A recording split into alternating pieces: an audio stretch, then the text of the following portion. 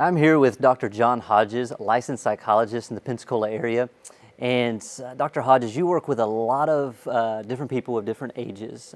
We are specifically want to kind of narrow in regards to students. And what is social anxiety and how does that affect students? Social anxiety is a marked anxiety, fear that occurs in social settings where there's interaction. And it involves the fear of scrutiny, the fear of evaluation. It occurs where meeting new people, being observed, or performing an act.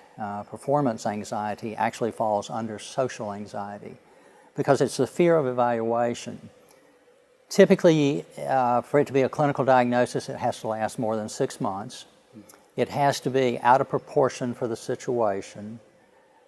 The usual response of students with social anxiety is to avoid. And that's an important part of treatment, is not allowing them to avoid. If your anxiety goes up and you avoid, your anxiety will come down, but what you're doing is strengthening the avoidance. And so their world becomes smaller and smaller. They will quit trying things. And so it really impairs their ability to have new relationships, try new things, go new places, things like that. So avoidance is a real big part of it. And sometimes parents think they help their children by allowing them to avoid, but in fact, they're strengthening the social anxiety. It is fairly common. And it's different from just someone who's a little bit shy. There's actual impairments where it's affecting their ability to go to school, for example. It's affecting their ability to have relationships, engage in sports, things like that. Yeah. Now, have you seen this social anxiety? Has it gone up in recent years due to cell phones and social media, those things? I think it has. I don't know that the numbers have increased, but the intensity, because of what I was talking about earlier, the avoidance, one of the ways these kids avoid is by going into technology. Well, I'm socializing, and by socializing, they define that as interacting online with somebody they're playing a game with.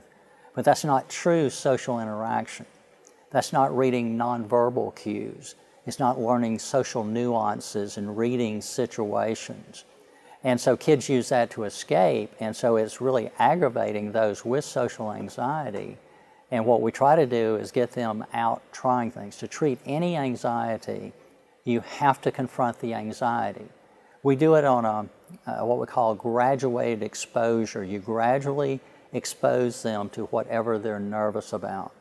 An example would be if a child has social anxiety, and they're reluctant to order their meal, I will get parents to require them to order their meal in restaurants, to speak to cashiers in stores.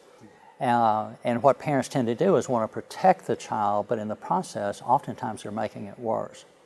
We're much better at treating. There's good evidence-based treatment for the treatment of all the anxieties, including social anxiety. So getting treatment for it is really important. And the earlier you get the treatment, then the child begins to be able to use these throughout the skills they learn throughout their lives. And so they're better able to manage their anxiety if they get started early on.